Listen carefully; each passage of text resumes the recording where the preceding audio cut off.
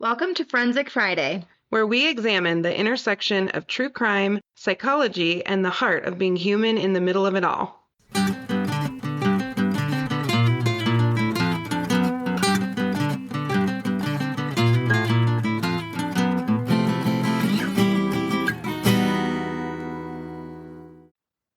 Well, hello, forensic friend Hello. and forensic friends. They say hello. Hello. Yeah. Thanks, Nat. I was listening to our Friday episode with my mom, and she was laughing so hard about the crime con stuff we were talking about. It just made her laugh. Like what? Being in lines and figuring it out. I feel like this whole year we've just been figuring out one thing after the other. It's so funny. You were like borderline wanting to kill me. I know. I never actually would. I just felt like it for 2 seconds and then we were fine. But like, what line is she in? So funny. And we have a pen pal in Finland, which is really fun. Have you seen the messages? Because we both log in. I think we've talked. I know we do. I think we've both talked. I think you talked about him already. Yes, but we've gone back and forth recently. So he works 12-hour shifts and he listens to 6 or 7 episodes sometimes, which God bless, man. That's a lot of us. That's awesome. But it was so funny because he brought up when I said, you get a boundary, you get a boundary, you get a boundary. And I said, well, we have a blooper where Nat thought it was whales. Oprah was talking about whales. You get a whale, you get a whale. I'm like, our new people don't know some of the heinous things that have been said. I know. We should probably share more of that. Well, we're about due for a blooper reel too. So Gare's got some good stuff from when we recorded the ads. Oh God. And it took us 10 minutes to even get started. Yes, all of that. So there's that. I feel like Gare's heard quite a bit that he probably knows more things about both of us than most people. 100%. And I will see him laughing because he gets this nose flare thing when something really cracks him up. And I'll see him across the room when he's editing and I'm working and he's just dying, So funny. Well, I have a case for us today. So have you heard of Harlan Coben? Okay. Harlan Coben is a mystery writer. He's a famous mystery writer. He's written a ton of books. Okay. And the dude can't miss. Every one of them is good. And then on Netflix, many of them have been changed. I don't know what the word is. Not transcribed, adapted. Okay. I don't know what the word is. For movies and TV. Okay. So they have these, and they're usually a mini series or a movie. Okay. They're so good. I'll send you some of the best ones. Perfect. But he came out with a show on Netflix, and it's called Harlan Coben's Final Twist. Okay. And it's true crime cases that are twisty, or they have something at the end you're not expecting. Okay, hold on. I got to write this down. It's on Netflix, and what's it called? It's called Final Twist. Final Twist. Okay, Netflix. And there were only 2 episodes, and I was like, oh, maybe this bombed and whatever. Nope, it's coming out still, weekly. Oh my gosh. But it's good. So I have one of his cases that inspired him, and it's pretty good. Cool. It's pretty good. Okay. Are there any, before you get started, I'm trying to think if there's any updates. I don't think there are. We're working on CrimeCon merch. Tell us what you want. Yeah. Also, one of our listeners, I didn't write the name down. One of them messaged me, and we have those Colorado mugs that had our logo in the center of it.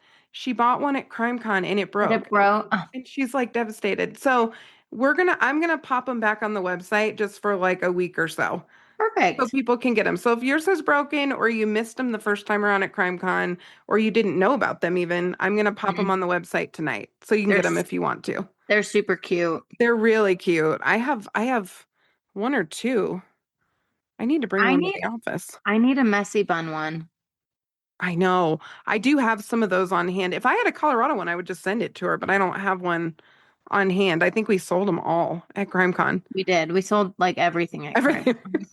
We went there with suitcases full of stuff and it was And gone. they were empty when we left. I'm trying to think about how we're even going to get it all to Vegas I and what we almost should sold have there. my sweatshirt. No, I know. We did Off sell the some things that belonged to us. Yes. Yeah, a couple hats. We almost sold my sweatshirt, but I honestly would have let that woman take it, but it was like, I'd worn it a bunch. So I was like, girl, you need a new one. Yeah, we got to get you a new one. I know. Don't take But mine. they want it when they want it. So we have to figure out how to get our merch to CrimeCon. So if you're coming to CrimeCon in Vegas, you're going to want to come see us like probably the first day. Yeah, because we And we're sold going to out do a so fast. special little event before then that we'll share more about soon. Yes. And now looks confused. She forgot. We're Like, gonna what do event? something that gives our like forensic friends an advantage to actually buy the stuff we have on hand in CrimeCon. But remember, we're gonna do something on the site to make that happen. Oh, yeah. So we just have to announce it later when we have all the Perfect. details Okay, nailed cool. down. And those of you who were there watched me pull some kind of maneuver to Oh my gosh. rebuild our entire online platform in about 15 minutes. It was something to see. And then it crashed. Well, no, it crashed before I built it. When I built it, it worked. That's right. But I had to build it a little janky. So we figured it out though. As far as I know, everybody got what they were supposed to get. And if you didn't, please hit us up. I think we made one mistake and we fixed that one.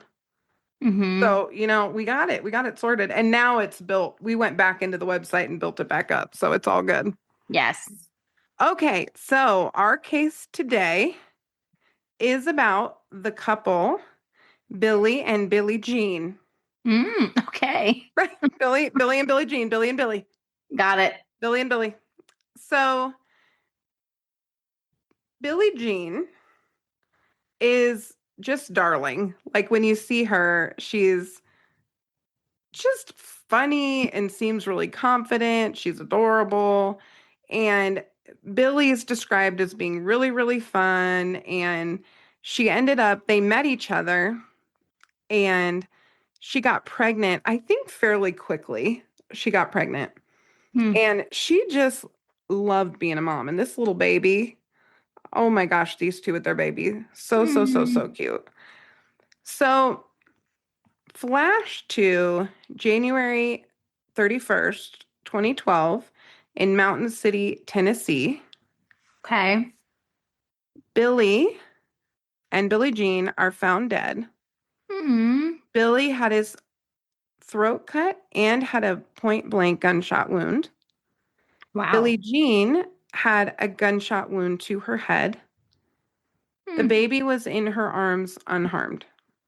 Holy shit. That's how they were found. That's terrible. Yes. Because thank God the baby was okay, but like terrible. Yes. So because of how they were found, people were thinking this might even be a professional hit. That's kind of what it looked like. It looked almost like a professional hit. We'll be right back. This episode is brought to you by Southeast Counseling Center. Southeast Counseling Center is a 501c3 nonprofit mental health provider right here in Parker, Colorado, conveniently located just off major highways. We serve the whole family, from play therapy for kids to couples and family therapy, trauma treatment, psychological testing, and specialized groups. Access matters. That's why Southeast Counseling Center accepts Medicaid, TriWest, and victim compensation, and also offers a community subsidy program to help people who fall in the gap between Medicaid and traditional insurance coverage. And because we're a nonprofit, every dollar donated by the community goes directly towards providing treatment services for people who need help. Prefer to meet at home? Telehealth is available statewide, so anyone in Colorado can access our services. To get started, call 720-842-5553 or fill out our secure web inquiry form at secounseling.org. Southeast Counseling Center, care that is accessible, compassionate, and rooted in the community. Okay, so I'm sure you're going to get into this. Why? So they both were shot. Mm-hmm. Why the extra measure with Billie? We are going to get into it. Okay. We're going to get into it. That's one of the wilder parts of it. Yeah. Mm-hmm. So when we go back, all the way back, Billie's sister, Tracy, met a woman named Janelle 5 years before all of this happened. And Janelle had just moved from Pennsylvania, and Tracy and Janelle became friends. Mm. So Tracy brought Janelle to this friend group get together, and they all became friends. Mm-hmm. And they went rock climbing, and Billie was always kind of the center of all the fun. Like he kind of the life of the party. I think had quite a few friends. Mm-hmm. And they all started hanging out, and they're like, Janelle, we're going to hook you up with Right. somebody, right? Mm-hmm. So they hooked her up with his cousin, Jamie. Hmm. And those two really hit it off. The four of them hung out, this big group of friends hung out, and those two got serious really, really fast. Okay. So Janelle's parents didn't really approve of Jamie, and they were pretty strict. And so Jamie and Janelle kind of kept their relationship a little bit underground, Okay. a little underground. So over time, it starts to come out that Bill and Billie Jean were harassing Janelle online. So there was this website called Topics, Okay. and there were just many, many, many messages after Billie and Billie Jean got married. Kind of back and forth a little bit, but Janelle and Jamie kind of started distancing from Billie and Billie Jean after they got married. Okay. There was a little bit of a wedge that started to form, and there's not a lot of information about sort of why this happened, except that this back and forth had gone on for a bit. And I think Billie Jean at one point like unfriend, like you said, delete Mhm. and block. Like Yeah. at some Yeah. point, right, that it got to a point where, they were kind of like, we're out. Like we got to stop doing this. Janelle's over it. So Jamie and Billie, again, who are cousins, they quit talking. Mm-hmm. And they had been like brothers. They had been like brothers. So after Billie Jean and Billie were found Okay. dead, Okay. the police bring in Jamie and Janelle. And Okay. they're really, really, really zeroing in on Jamie in particular because Jamie had made some kind of comment at work to somebody that he was going to cut Billie's throat. So the police are like, well, that's interesting and Yeah, it's like if the shoe fits. on the nose, right? Mm-hmm. And so they bring in Jamie and they show the interrogation, which one of my favorite things, and you and I talk about this, an interrogation video, I like live for it because it's very close to what we do. Mm-hmm. We do a therapeutic version of that when we do evaluations. We are not trying to get to the bottom of anything. Right. But I know what it's like to be trying to lead a horse to water. Not necessarily to admit something, but to take accountability, to look at something differently. So it's not that far away from an interrogation. Mm-hmm. And I was in a hot tub with our buddy Neil and some other people, and one of them had been an interrogator in the Air Force. Mm-hmm. And we were talking about kind of strategies to get somebody to open up and talk. And it's interesting, there's a lot of overlap. And it's Mm-hmm. not aggressive like you see in cop shows, like low rent cop shows. It's Mm-hmm. very much there's a level of rapport building typically, Yeah. and then turning up the heat. Now there's dangers with that. We're not going to get into false confessions and all that kind of stuff, but there's kind of a strategy that you got to get in there and sort of work this a little bit. Mm-hmm. So the folks doing the interrogation, Okay. The guy from the FBI is amazing. He's Okay. really, really good, and he's fun to watch. He's fun to watch because he's respectful, but he's just super direct. Okay. And there's just no moving him around. You can't boss him, you can't move him, you can't confuse him. He's just kind of this immovable object. And he starts to kind of figure out what's going on pretty quick, which I did not. I'm like, what is happening? Okay. So as Jamie's getting interrogated, he keeps asking about the CIA. Okay. He's asking about the CIA. And then he starts bringing up this person named Chris. And he says, Chris is pissed at Billie, all this stuff. And finally, the main interrogator, FBI interrogator, says, what did Chris tell you? And Jamie says, Chris told me that Bill, they say Bill for Billie, Billie and Billie Jean were threatening to harm Janelle. And Chris said they told the cops, and the cops were friends with Billie and Billie Jean, and so they weren't doing anything. And Chris was really concerned for Janelle's safety. Okay. Super concerned for Janelle's safety. So the interrogators start to zero in on him. And they're like, who had the gun? Who had the gun? Who had the gun? Because Jamie is like, he's struggling to explain why he said he would cut his throat. He's struggling to back out of this. It's just becoming very apparent that he was there, right? So the interrogator starts taking the position that the killer forced Jamie to cut Billie's throat.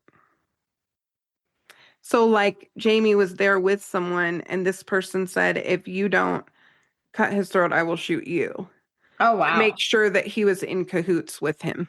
Oh, gosh. So that's the tack that the interrogator took, which I thought was fascinating. Okay. I don't know that I would think to go there, but he was reading something in the room. It's kind of like Tammy. Yes. Tammy in the Chris Watts case. Yes. It's like Tammy. We love Tammy so much. We love Tammy. I'm Even so Tammy, sad though. we never Tammy met makes her. everybody look like a schmuck. Everybody. I know. Tammy is the best. But this guy was good, and he's fun to watch because he's like bothered but unbothered. He goes in and out of that zone, and Jamie can't hang. He's like, I got, he can't deal with it. So Jamie finally breaks a little bit, and he says, Chris told us that they were going to beat her up and rape her. They were going to hurt her. And Jamie was terrified for Janelle's safety. And you get the sense that Jamie was sort of punching above his weight in terms of like who he was with. So like Janelle's parents didn't like Jamie.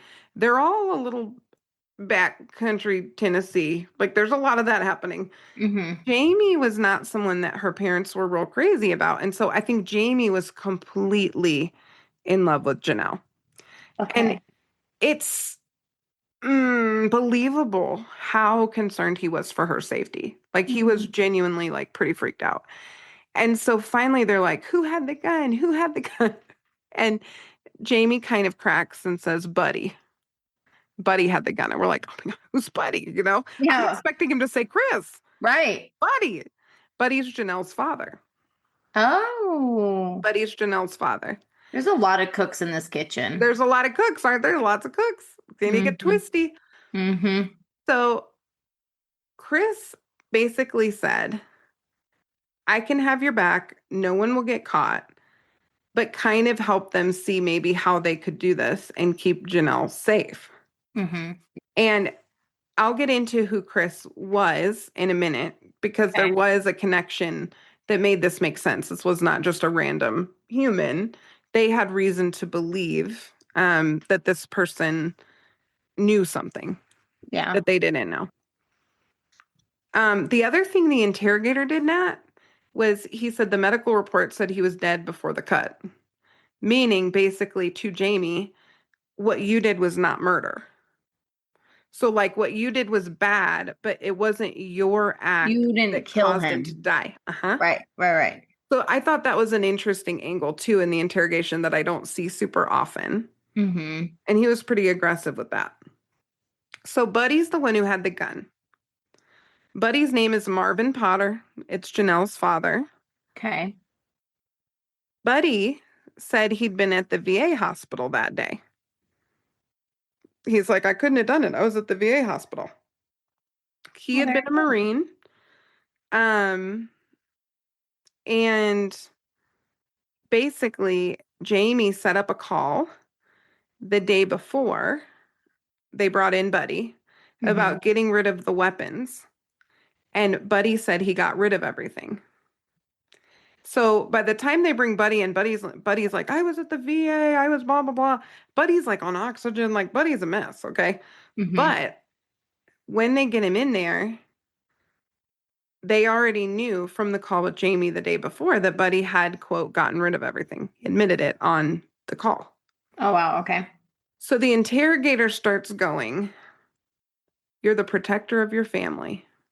You're trying to keep Oh, your boy. daughter safe, right? That whole thing. And then Buddy starts to crack, right? And he admits being involved. Both Jamie and Marvin are quoting and citing and saying all the same things about this CIA agent, Chris, who was so concerned for Janelle. Okay.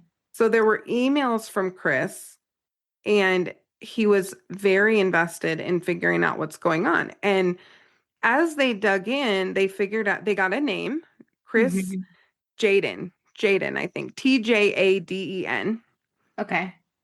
So now they have a name. And they're like, we got to go track down this Chris guy. Like, what does he know? Why is he directing traffic over here in Mhm. Tennessee? Mm-hmm. Right? So, what are you thinking so far?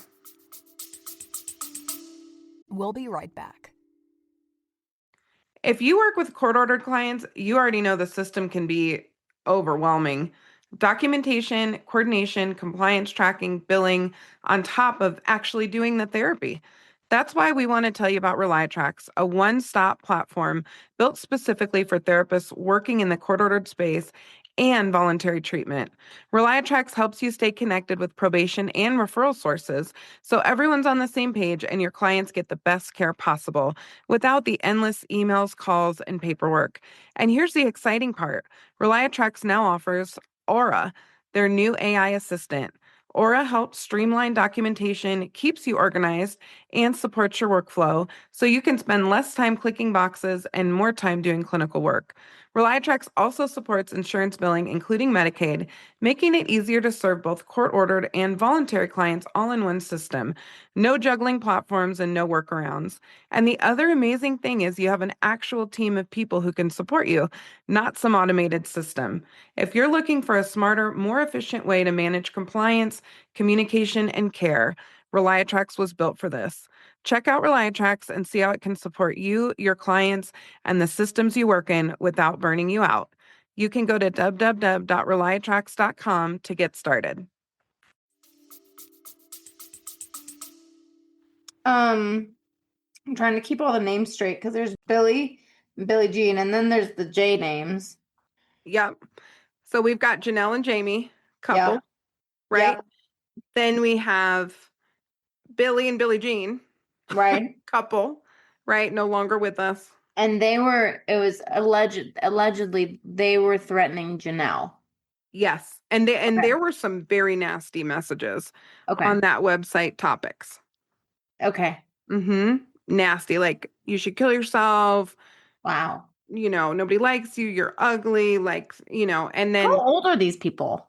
they're great question. I would say 20s at the time that this all happened, maybe late 20s. They weren't Okay. like right out of high school, but they weren't middle-aged either. Okay. Buddy's not in great health. Like that's real. Okay. But they do get to a point where both Buddy and Jamie admit that they were there and did it. And what they're saying is that Buddy shot Billie and Billie Jean, and Jamie's kind of going with the story that he cut the throat. After. Okay. So, as they're looking into the emails and everything else, what they find out is that he had gone to the same high school as Janelle. So they'd gone to high school together.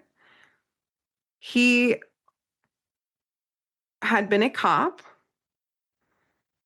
But what they noticed when they dug into kind of the Facebook account, the emails, that kind of stuff, what they realized is that the pictures that were being used in messages and in all of these things had been pulled from his public Facebook profile.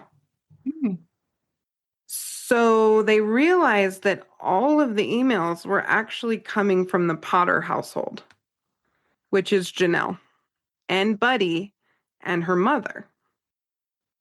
They are the three who live in the home. So they're the only three people Okay. who this could be. They determined it was not Chris who sent. Okay. It was So not they're Chris. not Chris, but Jamie's still on the table. Jamie's still on the table, but the emails Are showing Janelle. are showing someone from the Potter household, either Which is- Buddy or Mom Or Janelle. or Janelle. Okay. So Janelle and Jamie were not living together? No. Mm-mm. And her parents did not approve of him. However, they had warmed up to him a little bit, but they hadn't super approved of him. Okay. So no, he was not living there. I also get a really strong like religious subtext all of this too. Mhm. So I think it was like probably not even spending the night. I'm not even sure they had sex. I don't know exactly what was happening. Okay. It's a janky little relationship. I'll say that. It's weird. They're all weird. I'm not Okay. gonna lie to you. Okay, so all the emails come from the house. Mhm. Okay. But they don't know who sent them. Because it's a random email address, right? But it got set up in that house and the emails were coming from that house. Mhm. So they bring in a forensic linguist. Okay. Okay, true story. One time I had a client bring a box of correspondence from, I can't say too much, but from a couple of people to try to prove the nature of his relationship. I feel like this was recent. It was years ago. This was years ago. But I can't say where and when. You and I were working together. We were working together. Yeah. Okay. Yeah. So it was in the last 10 years because we've been working together. I do remember this happening. But we're talking box. No, I know. Yeah. Yep. Box. And I was a little bit excited. I decided at the end of the day to only read the stuff in the beginning and the end. It was in chronological order. And I remember thinking, That's impressive. I remember thinking like, this is a lot of nonsense. Also, who knows who really wrote what when? There were greeting cards. I'm like, well, I could buy a greeting card and slap a date on there anytime. Like, I don't know. So they bring in forensic linguist, Robert Leonard. He comes in and he starts studying the emails. Only Janelle misspelled the same words as Chris. So she apparently did not learn the rule I before E except after C, that whole thing. So she didn't know that rule, apparently. So if we go back to 2010, 2 years before the murders, here's what we start to find out. Janelle had a crush on Billie. Oh, I knew something was coming up with this. Billie set Janelle up with Jamie to take some pressure off of him. Ha. Okay, right? Which is a man move, right? It's like, oh, she's coming in hot. Like, here's Jamie. Right. Did you ever watch How I Met Your Mother? Have you met Ted? When he's like always trying to set up his friend. No, I haven't really watched that show. I can't watch it now because Barney, I can't watch it anymore. But Barney in the bar would always be like, have you met Ted? And then would like push Ted out to talk to a girl. Okay. It was like that. So Janelle got really jealous when Billie and Billie Jean got together, and her anger starts to come out online. She posed as Billie Jean online, attacking herself as others, but also posted online defending Billie Jean. So like she created came up with like multiple different people. Yeah. Okay. Billie Jean and Billie tried to stay out of it, and it really escalated when Billie Jean got pregnant. That's when it super escalated. I think the jealousy. So, yeah. Okay. Mhm. I know where this is going. Yep. So several weeks before the murder, Billie tried to talk to Janelle's parents just to say, hey, and this is like small town stuff. Also, they had been friends before things started going left. They had been friends. And so he tried to talk to the parents a couple weeks before they were killed. And then Janelle starts posing as Chris. And it's kind of like addiction. So she needed more and more and more to feel the same way. So she posed as Chris and sent those messages to Jamie and her family. Okay. Tons of electronic evidence. Tons and tons and tons and tons of electronic evidence. Okay. This is like the worst part, I think, to be. So you know how we did the the voicemail one, unknown number. Yeah. And the mother was all twisty, right? Yes. Oh With my the daughter. God. This Yes. is like that in reverse a little bit. So So stupid. let's talk about Barbara. Barbara is Janelle's mom. Okay. Barbara and Chris talked all the time. Okay. Barbara and Chris being Janelle, in the next room, maybe in the same room. Nobody knows. Gross. Real twisty, gross, and weird. They talked a lot. And Barbara confided in Chris and said things like, we will kill to protect our own. And Barbara didn't like Jamie at all until he became an option to get rid of Billie. So once Barbara realized, Jamie might kill this guy, and that might save my daughter. Because remember, Chris is telling them Janelle's life is in danger. Barbara's like, I got a guy for that. By Billie. By Billie. Billie and Billie Jean, right? Right. So when Barbara's talking to Chris, they're talking about how Janelle's life is in danger and somebody needs to take these two people out because before they take Janelle out. That's kind of the nature of the conversations, right? So I'm going to stop there for a minute because we're going to get into kind of what ended up happening in the court case, which is really interesting. Okay. What are you thinking? And also, who gets our loyalty? So, for example, when I think about Jamie and Billie, okay, they're cousins. They have all this relationship. It's unfathomable to me that a new person comes along and gets all of my loyalty. Now, this happens in romantic relationships, but why does that happen? Because, okay, let's say somebody showed up all of a sudden and they start telling me that you want to kill me. I'm going to be like, You're not going to believe them. no, there's not a world in which I would. You could show me any message. It could be your handwriting. I'm still not going to believe it, which is not great. If you plan to kill me, it wouldn't be very hard. But it would. There's not a person on this earth that I would be like, suspend my belief about you and our relationship and everything else, or Garrett or anybody, right? That I love and let somebody just pop up in there with something crazy. I don't get that. Why do you think that happens sometimes with people? Where they will like just throw what they know out the window to fit this delusional thing over here that really doesn't make that much sense. I think lust. I And don't think she was giving it up though. I mean, I can't say for certain, but I don't get that vibe. Now, no, but maybe the guys, potential I of feel like future sex, which right. yeah. Like there's that, and maybe he just really liked her, and he, benefit of the doubt. Yeah, I mean, the only thing that comes to mind is like when they're just so interested and obsessed, and I feel like that happens. Like, yeah, Press used to have this friend who he like literally ditched all of his friends for a girlfriend, and unfriended everyone because they were all like, "Dude, she's too young for you." And she was also doing like really sketchy stuff, but he wouldn't listen to them, and he like unfriended all of them. So I just feel like sometimes, especially guys, do stuff like that. Well, I think the need for companionship is so real for Hmm. people. And so I get the sense, I didn't look at the ages. That's on me. I didn't put it in there, but I get the sense that Jamie was a little bit older too than Janelle. I don't Okay. think a lot older, but a little bit. Like maybe 30s. Maybe something like that. And so So I it wonder starts to if feel like more rushed. maybe he was feeling really, really tired of being alone and he thinks he's met his person, Hmm.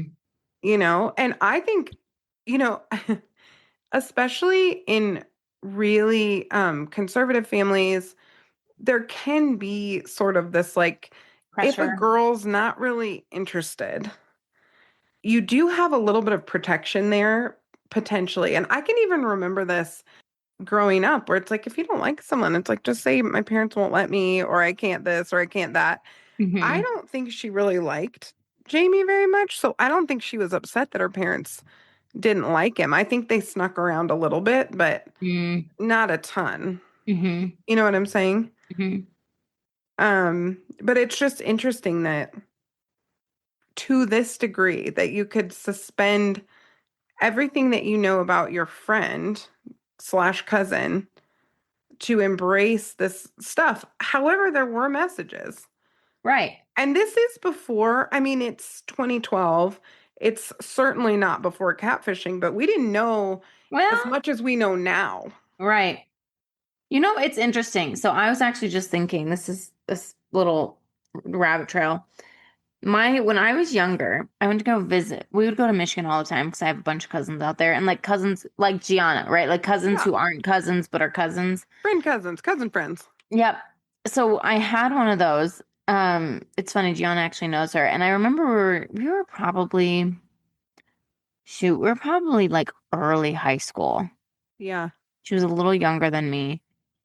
And I remember and that was like 2003, 2004. And Mm-hmm. that was like when AIM was a thing and all that. Yeah. But one of her boyfriend at the time had created like a new AIM user Mm.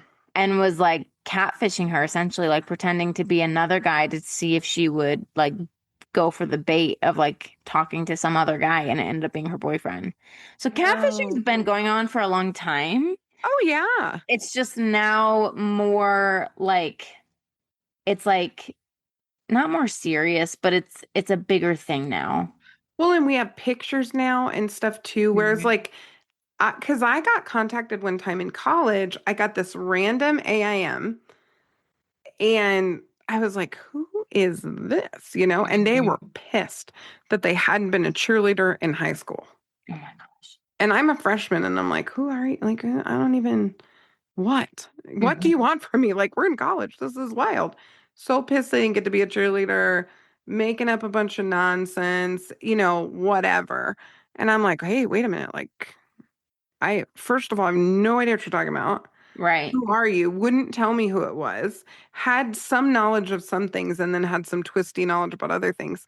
And it was a little bit creepy. I remember just being like, People are so weird. who's so fixated that they're gonna anonymously AIM, Right. you know?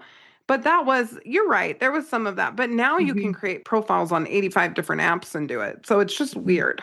Hmm. So in court, what we realize is Jamie and Barbara were catfished by Janelle and Marvin by proxy, Okay. meaning all the messages from Chris are going to Jamie, to Hmm. Barbara, possibly even to Janelle. I think she may have sent some even to herself, and then Marvin. I mean, girl's putting in work. Yeah. Okay. Like a full-time job. She had known Chris in high school, and they show Chris um testifying, and it just hits you right in the cringe because it's like he's like, yeah, she was really strange in high school. You could tell something was wrong with her. Who said that? Chris. Okay. She knew Chris in high school. Chris is like, yeah, she was super weird. Like, I knew her. He Hmm. looks mortified to even be there. Right. Which He's like, what is understood. happening? He's like, she was weird then and she's weird now, right? Mhm. So she, at this point, in her early 30s. So, Okay. you know, but operated like early teens. Mm-hmm. So in the process of assessing her, they realize that her IQ is 72, which Okay. is low. Your face. No. That's not real high. That's not great. Not great. And so Poor girl. they ultimately charge Janelle and Barbara with conspiracy to commit premeditated first-degree murder. Wow. And they stood trial in May of 2015. So that's when this Okay. all happens. It's like 3 years later. They're Okay. in court, right? So at the end of the day, what the argument was that was made is that Marvin was the shooter, Jamie was the watchman. Mm. Both were guilty of murder, but the murder doesn't happen without the two women. Hmm. Because if you don't have the catfishing, they don't have a reason to kill Billie. Right. Barbara is the one who actually had the intelligence to coordinate a lot of what was happening, Oh my gosh. not Janelle. So some of the actual coordination of the crime itself happened with Barbara Wow. talking to Chris. And Okay. then lighting up Marvin and Jamie. And Barbara started treating Jamie like a son, partially to get him to kill Right. Billie. But again, they think on some level that it's kill or be killed. They think Janelle's going to be killed if they don't take these two out. So that's Right. the driving force behind it. Right. Right. And Right. because Janelle's an idiot, she's like messaging, getting her mom all spun up, right? Oh my gosh. So at the end of the day, Janelle and Barbara both were convicted of first-degree murders and Good. got life sentences. Janelle actually got 2 consecutive life sentences, but tries to maintain her innocence. She just innocently sent 1,000 messages to somebody else. Okay. Oh my gosh. The sister, Billie's sister, who initially befriended Janelle, Mm-hmm. feels terribly guilty for bringing Janelle into the friend group, which is so sad to me Mm-hmm. because she didn't know. She was just trying to be a nice person. Yeah.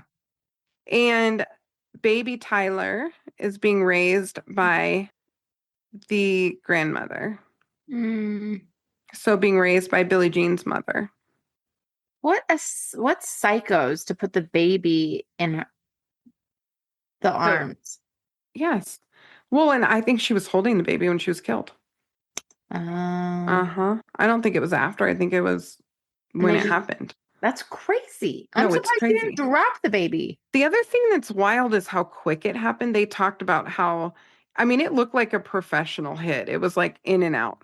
Like almost clean. Uh-huh. Almost clean. The throat cutting still feels very weird. And the other thing that still kind of bothers me a little bit And is who'd they say cut Billy's throat? uh the investigator suggested that it was Jamie, Okay. but that the other person forced him to do it.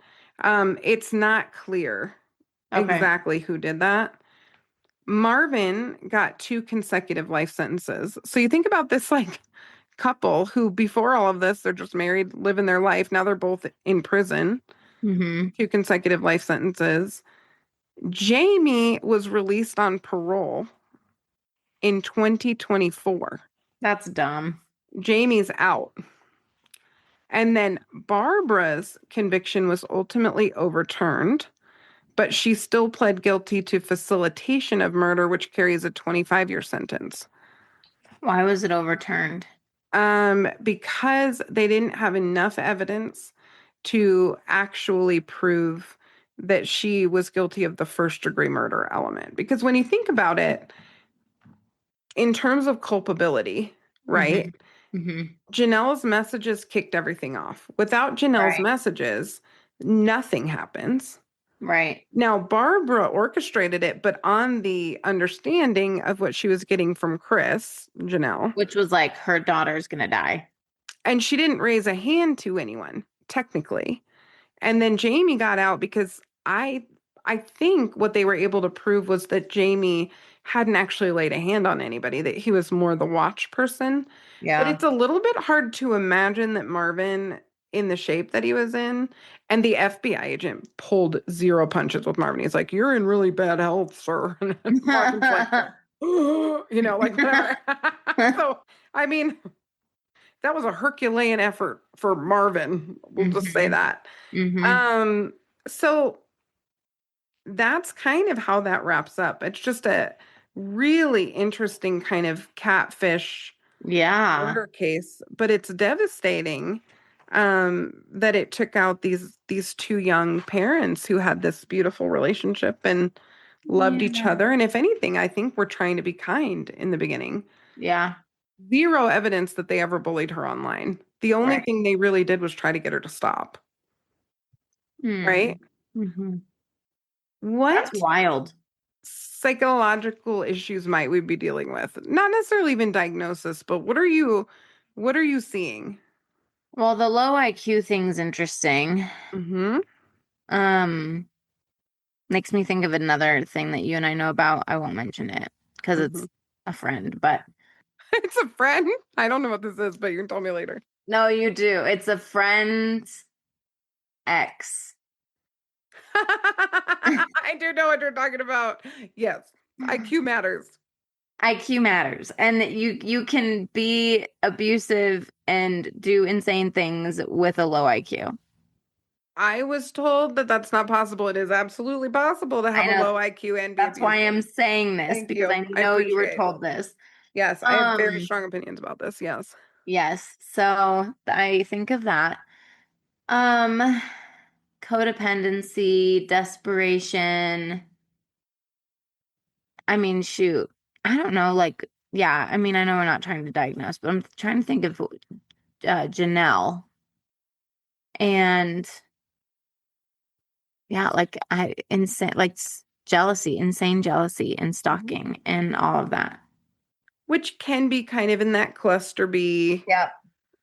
She may have a little bit of that going on. We don't know anything about a formal diagnosis. The low IQ thing is really tricky from a treatment perspective. And I just I just had an interaction with someone who works at an agency in Denver who specializes in care for people who have intellectual disabilities and are kind of in this system, whether it's the human services or the courts. And I have so much respect for that work because I think it would be really hard to be in the criminal justice system, period. It would be especially hard if you didn't fully understand what was happening. For any reason. One of my supervisees does interpretation services for free in the courts because he's trying to help people in his community who don't speak English. And so imagine going into court and you're having to make these decisions that affect the rest of your life and you're not talking about it in your first language. Right. Oh, I mean, I have trouble communicating when I'm stressed in English, my only language, very much my only language.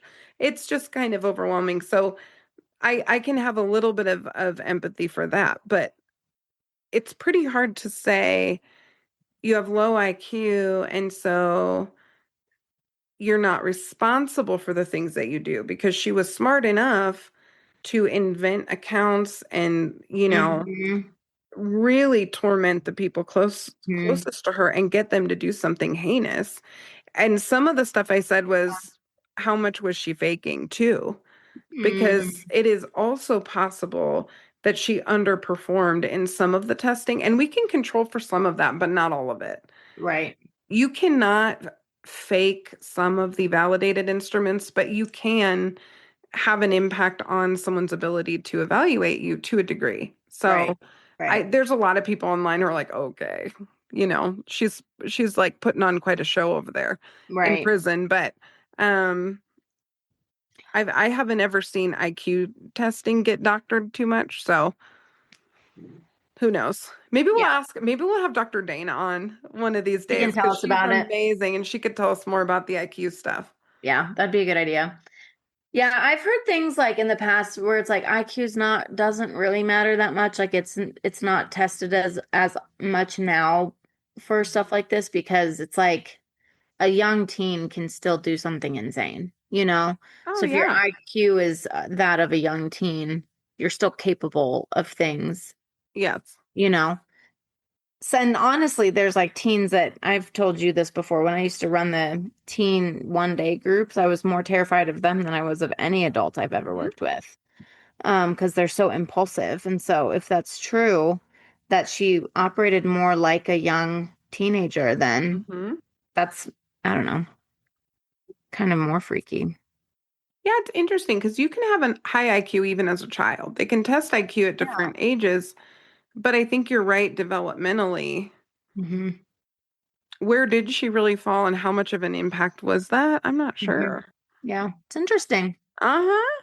It's a good case, man. I know it's sad, but it's interesting and Mhm.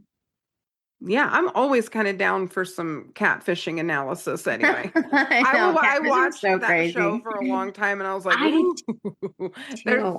so much happening Oh my here. gosh. Yeah, I got really into it for a while when we first moved into our house. I'd run on my treadmill and watch Catfish, and I was like, Oh, there's some crazy situations out there. well, and you and So I, much mental health issues. so And many, yes, and attachment and all the oh things. yeah, it's so bad. But But you and I love like if there's a rabbit hole to crawl down and get an answer out of, that is so stimulating to my brain. So hmm, definitely hmm. catfishing sort of asks that question of like, who is this? Wait a minute. Whose picture is that? Wait a minute. Like what? Yeah, Did they no, know it's them? You know, that whole thing. I would enjoy the episodes where it was actually the real person. Yes. Those were always really fun. Yes. Because you're Yes, like, yes, why yes. didn't you want to ever like video chat or whatever? And it was like they were genuinely so busy or something. Yes, Like, busy or like just subconscious or whatever the deal was. yeah, Yeah. like nervous. And they're like, okay, but it's actually you. It's just, yeah, those ones were always fun. Well, and a few of the people ended up together still, which Yeah. was kind of interesting too, where it was like somebody chose somebody else's picture, but then when they really talked, they did have like a heart connection Hmm. from talking. Hmm. Well, Hmm. very interesting. I could never. If you violate my trust like that, I'm like, We're I done. don't care what we talk about. None of it's real. Goodbye. I And I get was like, mad okay, when cool. You I know, get mad just when Preston says he'll do something and he doesn't do it. I'm like through the roof through that stuff. You you're show big. me. You're big on accountability, and I love this about you. I You're big on I know. accountability. I get it. Sometimes gets in the way, but it's okay. It's good. I like it. Hmm. Well, thanks for listening, you guys, and we'll see you next week as always. Bye, forensic friends. I'm Janine. And I'm Nat. And as always, thanks for listening and join us next week for more crime, psychology, and heart.